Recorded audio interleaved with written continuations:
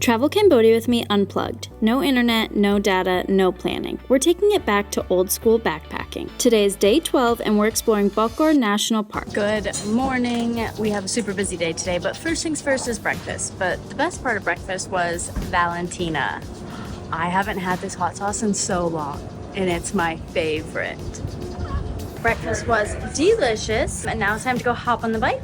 We're gonna go to Bokor National Park. Don't know a ton about it, but Shanki and Nayla kind of know a decent bit. So I think we're just rolling with it. They've got their bike, I've got mine. We're gonna go for a ride. Supposedly the road is supposed to be one of the nicest roads in all of Cambodia. So it should be really good. I am seriously so beyond happy that I ran into Nayla and Shanki. Like, they're such great people. They're so much fun to hang out with. Like, it's just nice to not have to do like things alone. Now, I'm sure I would have found people at the hostel maybe like later today or tonight or something, but like I would have went out exploring all by myself today, which again, totally fine, would have been great, but like, it's just nice to have people around. Also the craziest coincidence that like I ran into him. I wasn't even supposed to be staying at that hostel. I didn't want to keep driving out to Yellow Sun, so I was like, let's go here. Just what a coincidence. So funny, so great, so happy, so. I say so way too much, so I need to change that.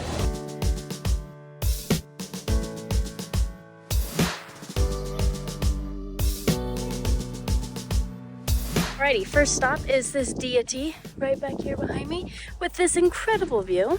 Just looking out over the ocean. Then there looks like there's like some abandoned building over here that we're gonna go check out next. But wow, it's so pretty. It's really nice. And the drive is so nice. The road is so incredible.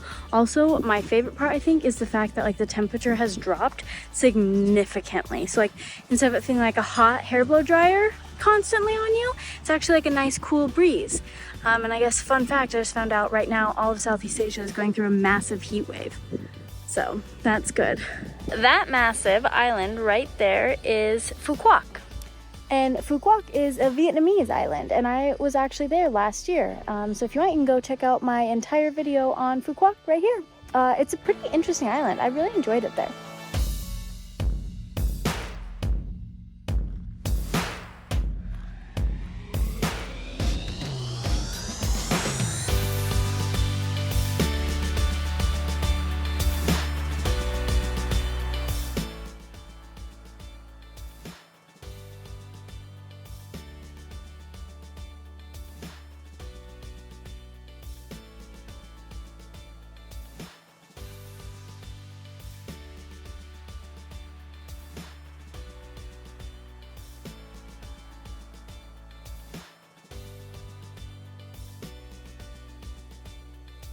We are at the very, very dry Popokville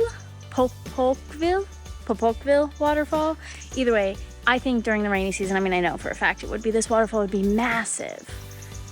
So it like drops off that ledge here, and then if we walk all the way over here,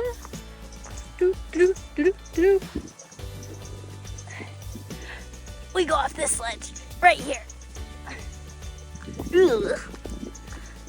But honestly, this whole entire place gives me like the weird heebie-jeebie feels. I feel like I'm living in Stranger Things or like a Soviet Union, China, I don't know.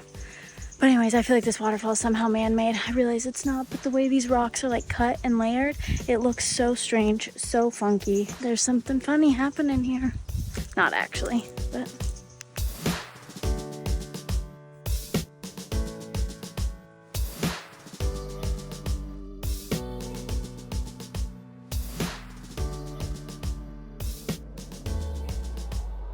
Listen, I'm telling you, this is like a creepy Stranger Things. There's something strange about this place.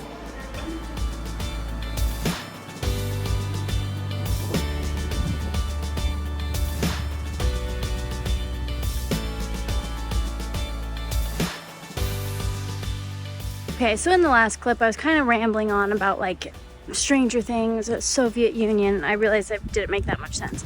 But there's basically just like a bunch of abandoned buildings here, like half-built buildings here, and it just feels like a weird vibe. And I don't know if part of that is because I know that China does own this, and it just seems strange. It's also like a national park, but since China's like helped build the road and the infrastructure here, they can kind of do whatever they want. I could be totally wrong on that, but so they're just like building homes and houses and a bunch of just stuff here.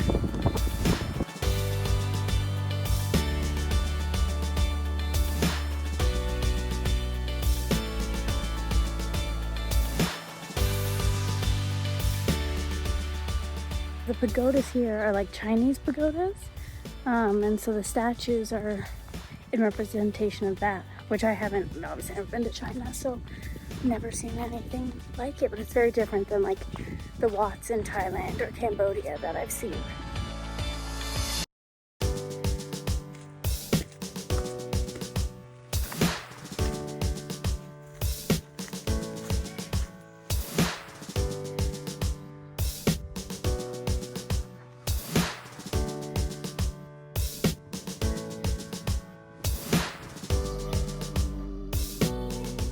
Okay, so very strange, but it's like an abandoned or an old church back here, but supposedly back behind it on this trail is one of the best views from this national park.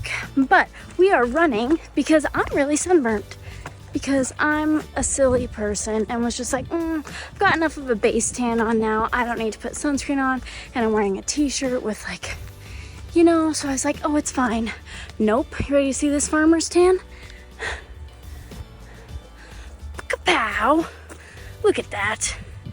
Ridiculous. My goodness. So we're trying to limit the amount of time that I'm out in the sun for. Oh my God, I'm out of breath. I'm out of shape. How far is this trail? Why is there tile? Everything about this park is so weird.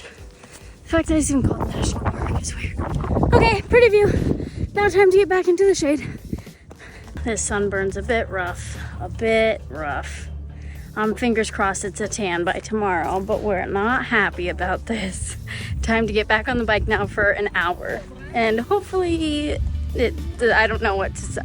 Just hopefully the sun doesn't keep destroying my skin. I've made it back, and now it's time to go jump in the pool because it is so hot. It sucked like coming down the hill and like the air going from nice and cool and breezy to then feeling like a hair dryer.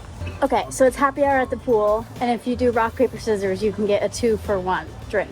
So we're gonna do, rock, paper, scissors. Okay, do you go on 3 or do you go after 3? 1, 2, 3. Okay, so you do it on 3. Okay, 1, 2, 3.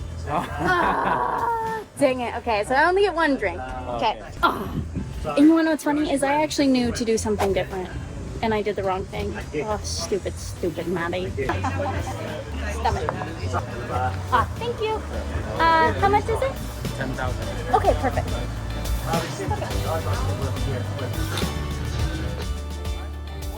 Burn them, yank quick and nimble. I go crazy when I hear a cymbal, and I have with a souped up tempo. I'm on a roll. It's time to go solo. Roll it. My 5.0 with my